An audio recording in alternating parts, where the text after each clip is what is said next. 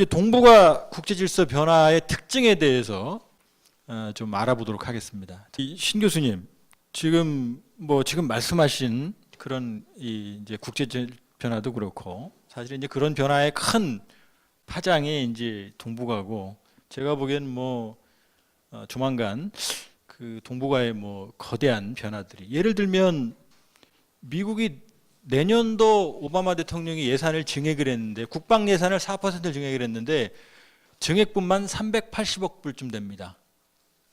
그 금액이면 저희 내년도 국방 예산을 넘어섭니다. 그 넘어서는 국방 예산의 대부분은 대중국 견제용이라고 할 수 있거든요. 그렇기 때문에 미국은 적어도 아시아에서만큼은 다음번 두 번째 결전을, 전쟁은 아니겠지만 이 패권을 건, 미국의 명운을 건 그런 긴 싸움을 시작을 하는 것 같다는 느낌이 좀 들고 있거든요. 어떻게 생각하십니까? 최근에 변화하고 있는, 이것도 큰 질문인데, 이 동북아 통일 환경으로서 동북아 이 국제 질서 변화를 좀 평가를 해주십시오. 동북아의 국제 질서와 관련해서 보면 가장 중요한 그 상층을 지배하고 있는 것이 미중 관계라고 할 수 있을 것 같습니다. 모두의 그 논의가 된 바와 같이 이제 동북아 지역에서 이 미국의 영향력, 그건 이 과거에 비해서 좀 축소되고 있는 이제 그런 상황이라고 이렇게 볼 수 있는 것 같고, 그다음에 이 지역에서 중국의 국력 또 영향력은 급격하게 강화되고 있다, 이렇게 말할 수 있습니다. 이제 미국과 중국의 이러한 이제 이 세력 관계 변화에 따라서 이 지역에서 많은 여러 가지 심각한 어떤 이제 문제들을 야기하고 있다, 이렇게 볼 수 있습니다. 중국의 국력이 강화되면서 중국은 이 지역에서 자국의 이익을 이제 힘을 통해서라도 이제 쟁취하기 위해서 중국의 외교 정책 또 안보 정책이 과거에 비해서는 이 수세적인 그런 이제 정책으로부터 공세적인, 또는 그 완력을 사용하는 그런 이 방향으로 중국의 외교 정책이 변화되고 있다는 것이죠. 이러한 과정에서 중국의 주변 지역의 국가들, 특히 베트남이랄지 필리핀 또 일본, 이런 나라들은 특히 이제 중국과 영토 분쟁을 겪고 있는 나라들이죠. 이런 나라들은 독자적으로 중국의 이러한 공세적이고 또 근육질을 사용하는 이런 행동에 대해서 독자적으로 대처하기가 어렵게 됐다라는 거죠. 그래서 이 동아시아 지역의 국가들, 중국으로부터 안보 위협에 처한 이런 국가들이 이제 이 지역에서 힘이 약화되고 있는 미국을 떠나지 말라, 또 이 미국이 다시 이 지역에서 들어와서 중국의 그 영향력 확대를 견제해 달라, 이런 그 요구를 하고 있는 그런 상황이다, 이렇게 볼 수 있습니다. 그래서 이 미국이 이제 오바마 집권 이후에 중동 지역에서 또 아프간 전쟁을 끝내고 이제 아시아로의 회귀 정책을 추구하고 있다, 이렇게 볼 수 있습니다. 미국이 아시아로의 회귀 정책을 취하고 있는 요인은, 이 첫 번째 요인은 뭐냐면, 이 중국으로부터 안보 위협에 처해 있는 아시아 지역 국가들이 미국이 좀 와서 중국을 제어해 달라, 이런 요구를 미국이 부응해 주는 그런 측면도 있다, 이렇게 볼 수 있는 것 같습니다. 이게 또 하나는 세계 경제가 2008년 이후에 침체 국면에 처해 있는데, 세계 경제의 이 성장의 추진 역할을 하고 있는 지역은 동아시아 지역 국가라는 것이죠. 그래서 미국이 이 동아시아 지역의 그 경제 지배권을 중국에게 빼앗기게 되면 미국의 경제 성장에도 부정적인 영향을 끼치게 될 수 있고, 또 동아시아 지역이 에서 미국이 이제 중국으로부터 축출당할 위험이 있다. 그래서 미국이 이제 동아시아 지역에 다시 들어와서 중국을 견제함과 동시에 이 지역을 시장으로 삼아서 미국이 경제적인 이 성장을 추구하고자 하는 그런 측면이 있다. 그래서 미국이 이제 아시아로의 회귀 정책을 추구하고 있는 그런 상황이다, 이렇게 볼 수 있는 것 같습니다. 그래서 미중 이 대립 구도가 이런 측면에서 과거에 비해서는 좀 심화되고 있는 그런 상황이다 이렇게 볼 수 있는 것 같습니다. 물론 그렇다고 해서 미중 관계가 파국으로 가냐 그렇지는 않는 것 같습니다. 그래서 이제 미중 관계를 이야기할 때 그 한자를 써서 이런 말을 표현합니다.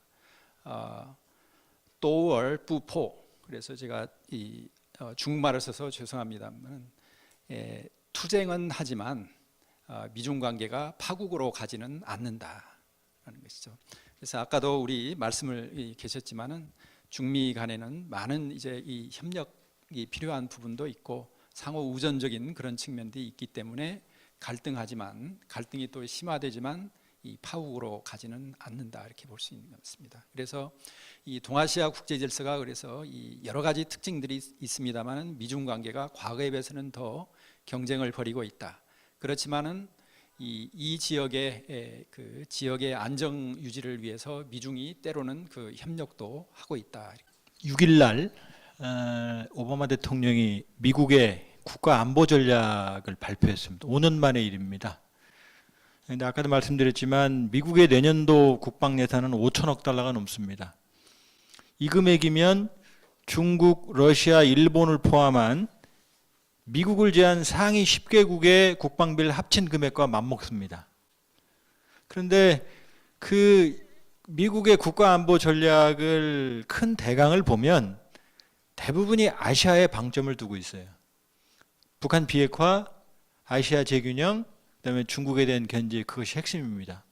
그렇게 본다 그러면 뭐 신 교수님 말씀대로 우리가 우려하는 그런 근육질의 충돌은 없겠지만, 그러나 향후 이 아시아의 패권 경쟁 속에서 이 미국도 필요하고 중국도 필요한 우리로서는 굉장히 피곤한, 어쩌면 위기이자 기회일 수 있는 상황에 직면할 수 있다고 좀 보거든요.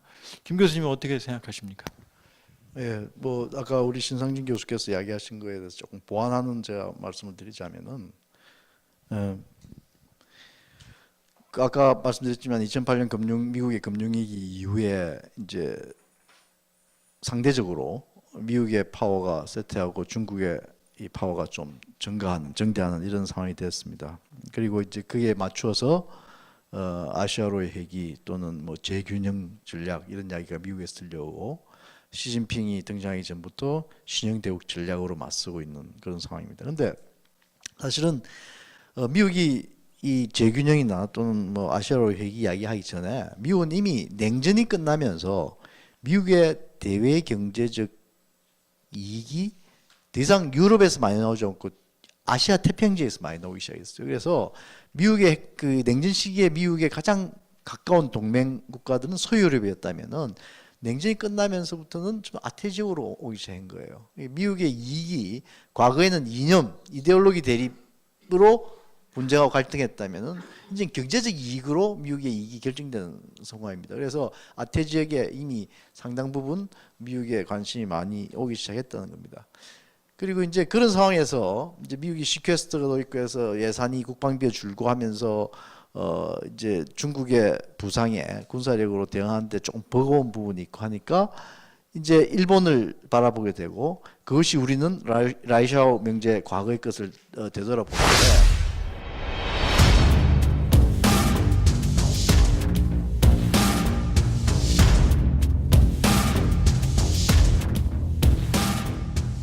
사실은 라이샤오는 역사학자고 라이샤오가 이야기를 할 때만 하더라도 국제 질서, 국제 정치를 바라보는 상당히 중요한 시각 중에 하나가 지정학이라는 게 있었습니다. 지정학 많이 들어보셨을 겁니다. 해양 세력과 대륙 세력. 그러니까 중국은 전형적인 대륙 세력입니다. 미국은 해양 세력이고요. 그러니까 우리는 반도기 때문에 그 중간에 있게 있습니다. 이게 사실 피벗 롤을 합니다. 굉장히 중요한 역할입니다. 반도가 대륙과 해양 세력을 있는 곳이거든요. 역사적으로 보시면 그리스 그렇죠, 이태리 그렇죠. 굉장히 중요한 지역이거든요. 한반도도 그렇습니다, 사실은. 그래서 이제 그런 맥락에서 러시아 이야기를 하는데, 이제는 좀 시간이 지나고 냉전의 시간이 지나고 역사적인 일로 이제 지정학적인 시각이 좀 뭐랄까요, 패션이 지났다고 볼까요? 이제 이 시각들의 이론들이라는 시각들이 있는데, 이 현실주의자들은 지금 미국이 일본을 내세우는 미일 동맹을 강화하는 이유가 이제 부자 나라의 일본, 그리고 일본은 정상 국가가 되고 싶어 하거든요. 패전 국가가 아니고 평화헌법이 아니고 자기들도 자기들의 이익을 위해서 군사력도 파견하고 싶고, 그 군사력을 또 영토 분쟁이 있으니까 중국하고 대립하려면은 자기들의 군사력도 과시하고 싶고, 사실 일본이 워낙 경제력이 크기 때문에 일본에 얼마 안 되는, 비율적으로 얼마 안 되는 국방비가 엄청나요. 우리나라 뭐 많이 한다는 것보다 훨씬 더 좋은 장비들을 갖고 있고 군사적으로 우리보다 압도적으로 좋습니다. 이야기하면. 그러니까 그런 것들 과시하고 싶고 그렇죠. 이제 그런 것들하고 미국의 현실하고가 잘 맞아떨어진 겁니다. 그래서 어떤 현실주의자들은 이렇게 이야기합니다. 이게 역의 균형이다. 이게 무슨 말인가 하면 세력 균형을 하려면 미국하고 중국이 세력 균형을 해야 되는데, 힘의 대결이 있어서 균형을 잡아야 되는데 미국이 살짝 빠지고 이 대신 이 동아시아에 있는 대신 자기를 대신할 수 있는 역량 있는 나라를 대신해서 그 국가로 하여금 중국을 견제하게 하는 겁니다. 그래서 균형을 맞춘다는 겁니다. 이게 옵쇼어 밸런싱 또는 역의 균형이라는데 그런 형태로 간단한 게 맞아 들어갔다는 것이죠. 이제 아까 말미에 우리 이 신 교수께서 말씀하셨지만 사실은 그렇지만은 그게 충돌해서 군사 전쟁으로 비화될 것 같지는 않다. 그런 측면에 충분히 이루어 간과해서는 안 되고, 다만 이제 미국은 그러면 어떻게 할 건가, 또 중국은 어떻게 대응할 건가에 대해서 그 요즘 그 TTP하고 RCEP라고 요즘 여러분 들어보셨죠? 그 국제 경제 협력 기구를 미국 중심으로 만드는 거하고, 그리고 또 중국은 중국 동아시아 쪽으로 만드는 거고, 이 두 가지가 경쟁하고 있어요. 이게 대표적인 예인데, 미국과 중국은 더 이상 과거 같이 양자적으로 약속하고 동맹관계를 맺어서 내 말 들으라 이런 게 아니고, 이제는 그 시절 지나서 양자관계가 아니라 다자적인 관계 속에서 서로를 견제하기 시작합니다.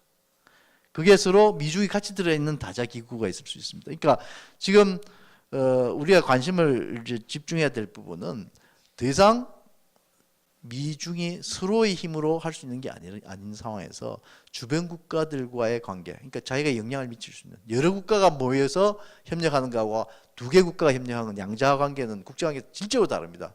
양자 관계에서는 힘센 나라가 상당한 많은 부분을 자기 원하는 대로 이끌어 갈 수 있지만, 조그만 나라 10개 하고 좀 힘센 나라 하나 있더라도 10개 나라가 합치면 힘센 한 나라가 자기 마음대로 할 수 있는 게 없어요. 그러니까 다자주의라는 것은 국제 협력에 굉장히 민주화된다든가 이런 측면이 있습니다. 그래서 상당히 중요한 변화인데, 이런 식으로 좀 변화가는 경향이 있다. 그래서 단순히 미중 관계의 경쟁과 협력을 볼 게 아니라 그 경쟁이라는 것이 또 그것이 협력이라는 것이 어떤 형태로 변하고 있는가, 이것을 좀 주목할 필요가 있을 것이다라는 생각이 듭니다. 그 관계의 수가 얼마나 중요하냐면요. 사회학의 다이어드, 트라이어드 관계라는 게 있습니다. 2자 관계, 그 다음에 3자 관계 되면 관계의 수가 하나 늘어나면 이게 화학적으로 변화해요. 예를 들면 연애할 때는 양자 관계거든요. 깨지기 쉽습니다. 서로 헤어지면 남남이거든요.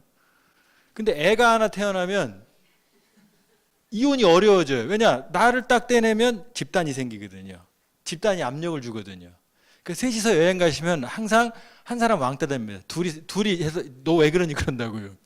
그런 것처럼 이 국제정치나 인간관계나 해서 이 관계의 수는 굉장히 중요합니다. 예, 저 약간 우스갯소리한테 별로 우습지는 않았던 것 같네요. 저는 소련으로 유학을 갔습니다. 사회주의 국가로. 저는 레닌그라드 대학 출신입니다. 레닌이 학교 선배입니다. 지금 푸틴도 저 학교 선배고요. 근데 김 교수님은 그 당시에 통독 당시에 89, 90년, 91 그때 독일에 계셨어요. 그래서 제가 소련에 갔을 때 그 소련 친구들이랑 보드카 마시면 하는 얘기가, 야, 독일은 우리가 허락 안 했으면 통일 안 됐어 그러더라고요. 그거 잘 몰랐어요 그때는. 근데 기억하고 이제 통일 연구를 하다 보니까 독일 통일에서 국제 정세가 굉장히 유리하게 돌아갔고, 다시 말해서 독일하고 왼수지간이었던 소련이나 영국이나 프랑스나 결과적으로는 뭐 자의반 타의반 독일 통일에 동일했습니다. 굉장히 중요한 포인트거든요. 그 김 교수님, 지금 우리 상황과 통독 당시 상황 굉장히 다르죠? 예, 뭐 독일하고 한반도를 자꾸 비교해서 통일 문제를 자꾸 이야기하는데, 저는 배경이 상당히 다른 부분이 있고 또 비슷한 부분이 있다고 봐요. 그렇다고 독일 사례를 우리하고 전혀 다르다고 무시할 것도 아니고 또 독일 사례를 무조건 우리가 따라야 될 것도 아니고 그래서 상당히 저는 독일 통일 분단 관리와 통일을 보면서 우리가 사실 굉장히 창조적으로 활용할 필요가 있다는 생각을 합니다. 이제 문제는 이제 이 국제적 환경의 차이인데 상당히 많이 다릅니다. 그 당시 독일 통일될 당시에 첫째 큰 변화가 있었죠. 고르바초프가 1985년에 소련의 지도자로 등장하면서 페레스트로이카라는 이야기를 합니다. 물론 그 페레스트로이카가 85년부터 시작된 건 아닙니다. 그 전에 지도자들이 몇 명 있었는데 짧은 시간에 다 죽었어요. 2명이나. 그래서 그때 이미 소련 내부에서는 우리가 변하지 않으면 미소 경쟁에서 우리는 낙후되고 떨어지고 만다라는 그런 위기감이 있었고 그 준비가 이미 그 전부터 돼 있었던 거죠. 그래서 이제 그게 페레스트로이카가 결국 소련의 대외 정책을 바꾸었고 그 바꾼 건 소련이 더 이상 팽창을 하지 않겠다. 그리고 과거 60년대 말에 그 브레즈네프가 프라이봄을 경험하면서 동유럽 너희들 우리의 뜻에 따라야지 우리 동의받지 않고 너희들 마음대로 할 수 없어. 그게 브레즈네프 독트린이라는 겁니다. 제한 주권론이라는 건데 그거를 포기하게 되죠. 그래서 이제 냉전적 대결이 사실 그것으로서 끝나는 겁니다. 이미 그때 88년.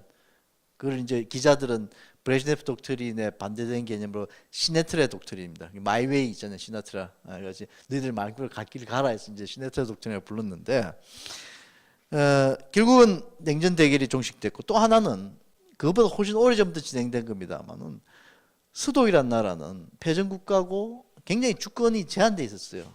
지금도 사실 그 독일 연방군은 작전권이 나토 사령관을 갖고 있습니다. 우리하고 비슷해요.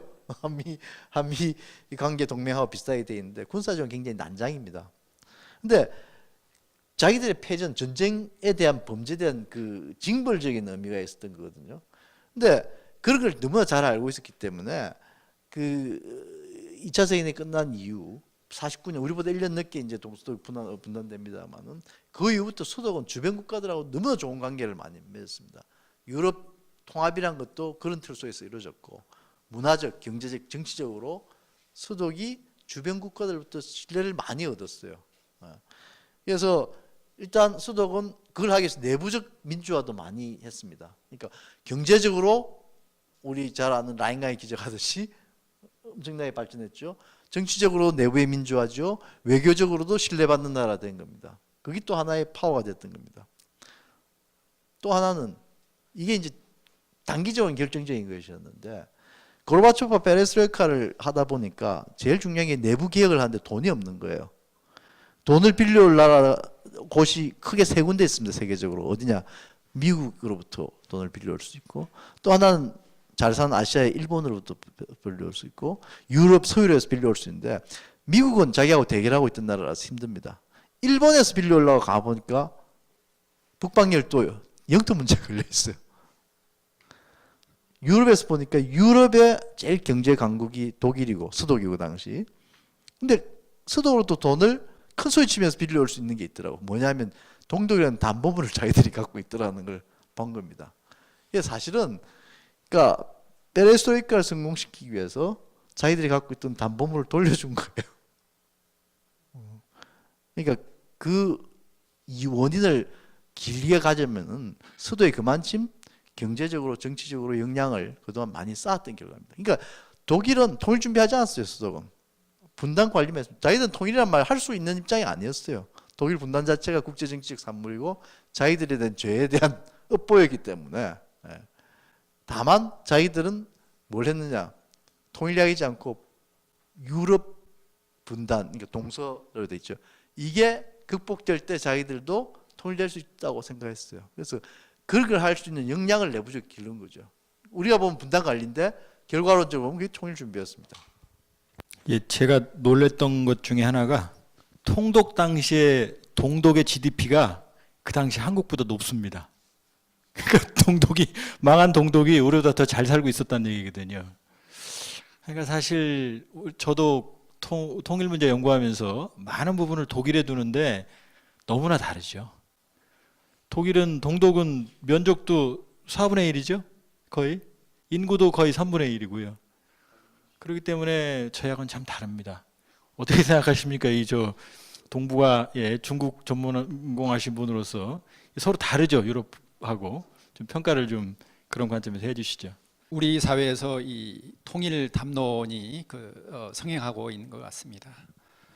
그런데 동북아시아의 이 국제 환경은 또 통일 환경은 이 당시에 1980년대 말 90년대 초에 동서독 또 유럽의 국제 환경과는 근본적으로 다른 측면들이 많다 이렇게 볼 수 있는 것 같습니다. 방금 우리 김학성 교수님께서 잘 말씀해 주셨지만 이 동북아시아 지역은 이제 다 아시다시피 이 유럽과 그 당시에 유럽과 달리 이 통합의 어떤 이 동북아시아 지역의 통합의 어떤 이 진전이 전혀 이루어지지 못하고 있다 이렇게 볼 수 있습니다.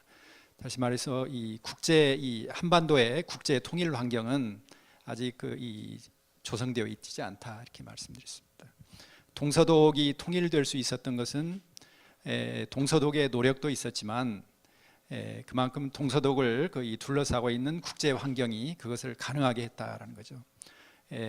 소련이 그것을 적극적으로 도와줬고 또 미국이 도와줬고 또 유럽이 이제 이 CSC 또 석탄 철강 공동체 OSC를 거치면서 유럽은 이제 하나로 통합했던 과정 속에 이 독일 통일이 가능했다는 것이죠. 근데 이 동아시아 지역은 아까 말씀드린 바와 같이 이 지역 질서를 이 좌우하고 있는 미국과 중국이 충돌하고 있는 그런 이 질서라는 것이죠.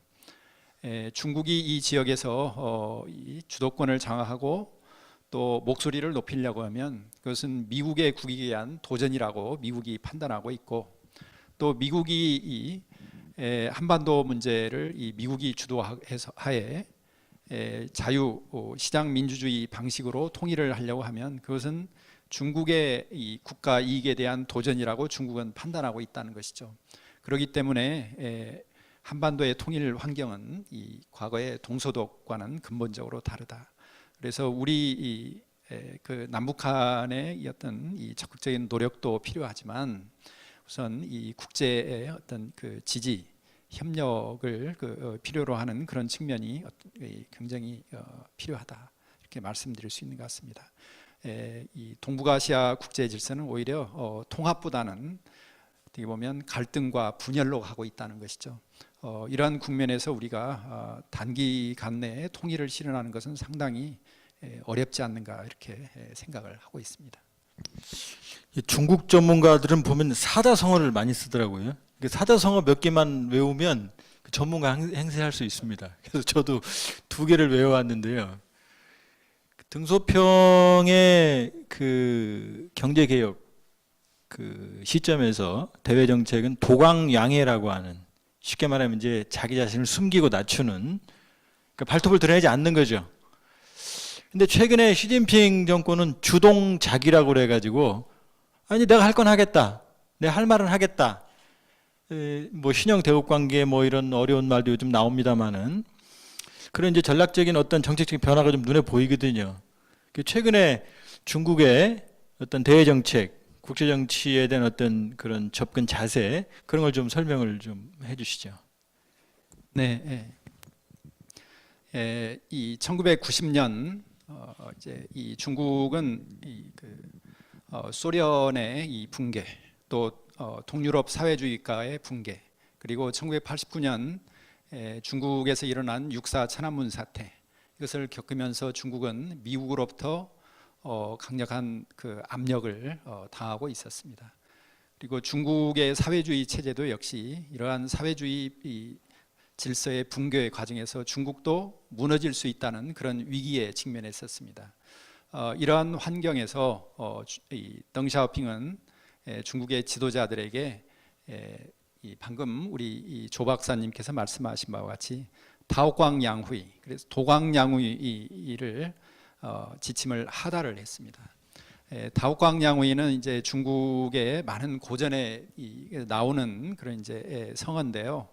이제 대표적으로 이제 구당서라는 이제 이 거기에서도 이제 가장 먼저 나온 그런 이제 성어인데요. 이게 무슨 말이냐면 지금은 이제 이 미사일 또 핵무기를 사용해서 전쟁을 하는데 과거에는 이 칼과 창으로 전쟁을 했던 시대였죠. 그래서 칼은 이제 칼집에 칼을 잘 갈아가지고 칼집에 넣죠. 그러면 이제 칼집에서 칼을 빼면 빛이 나오는 거죠. 근데 이 칼집에서 칼을 빼는 것은 이제 전쟁을 하겠다는 것이죠. 힘을 사용하겠다라는 거죠. 그래서 중국은 타오란 말은 이제 숨기다는 말이에요. 그래서 빛을 숨기다. 이거는 칼집에서 칼을 넣고 전쟁을 하지 않는다라는 것이죠. 그래서 그다음에 양회는 뭐냐면 기를 양, 또 회는 모함입니다. 모함을 기르자라는 거죠. 칼집에서 칼을 빼지 말고 모함을 길러라, 이런 뜻인데요. 1990년 덩샤오핑이 중국의 지도자들에게 중국의 대외 전략 지침으로 다오광 양후의 전략을 제안했다는 거죠. 그래서 이것은 중국이 이 미국과 또 세계에 대해서 중국이 도전하지 말고 기존 질서를 타파하는 그런 전략을 취하지 말고 미국에 대해서 타협 정책을 취함으로써 중국이 우선 경제력을 기르는 데 집중하라라는 그런 이제 지침이었다고 볼 수 있겠습니다. 중국과 미국이 1979년 1월에 수교한 뒤에 덩샤오핑이 2월 19일 날 미국을 방문했습니다. 중미 관계 정상화 직후에 덩샤오핑이 미국을 방문해 가지고 방문했을 때 미국인들이 덩샤오핑에게 질문을 했어요. 그때 왜 중국은 미국과 관계를 개선하려고 하느냐? 중국의 의도가 뭐냐? 그랬을 때 덩샤오핑이 이런 말을 했다고 그래요. 미국과 잘 지내는 나라는 모두가 다 잘 산다. 그래서 중국도 미국과 관계를 개선해야만 중국도 잘 살 수 있다. 그렇기 때문에 우리 중국이 미국과 관계를 개선하고 궁극적으로는 중국이 잘 살기 위해서 그런 것이다. 이런 말을 했다는 것이죠. 1990년에도 마찬가지로 덩샤오핑이 그런 외교 전략 지침을 하달했다라는 거죠. 근데 지금은 이 시진핑 집권 이후에는 중국 내에서 과연 중국이 계속해서 지금 중국의 국력이 미국의 수준까지 이제 도달하고 있는 상황, 중국의 경제력이 미국에 버금가는 그런 상황으로 도달하는 상황에서도 중국이 과연 1990년 덩샤오핑이 제안한 그런 다오광양의 전략을 지속하는 것이 바람직하냐? 그렇지 않으면 중국이 이제 때로는 이 중국의 목소리도 내고 미국에게도 도전을 하고 그래야 되느냐? 뭐 이런 이 문제를 놓고 중국 내 전략가들 간에 논쟁이 치열하게 전개되고 있는 그런 상황이라고 볼 수 있는 것 같습니다. 그래서 이 중국 내에서는 이제 다오광양의 전략을 이제 끝내고 이제 중국이 주동자귀 또는 펀파 요웨이라고 해서 때로는 중국이 국익을 위해서 미국에게도 도전하는 그런 전략, 또 이 주변국이 이 중국의 핵심 이익에 도전하면 이 중국이 주변국에 대해서 회초리를 드는 그런 전략을 중국이 취해야 된다. 뭐 이런 이 논의들이 시진핑 시대 중국에 와서는 적극적으로 제기되고 있는 상황이라고 이렇게 볼 수 있는 것 같습니다. 그래서 이 시진핑은 이 중국의 국력이 부상한 이후에 등장한 지도자고 또 중국의 국력이 실제로 강화되고 있는 그런 상황이기 때문에 앞으로 중국의 대외 전략은 이 과거 덩샤오핑 시대와 달리 적극적이고 또 국제사회의 질서를 주도하는 또 이 미국이 만든 그런 국제 규범이나 질서에 대해서 때로는 도전하는 또 위협하는 그런 행동이 앞으로 종종 나타나리라고 이렇게 우리가 전망을 해야 되지 않을까 이렇게 생각을 합니다. 예, 고맙습니다. 제가 다 짧은 시간에 말씀을 나누기 때문에 제가 따로 요약은 안 하겠습니다. 그런 많은 시간을 소비하니까.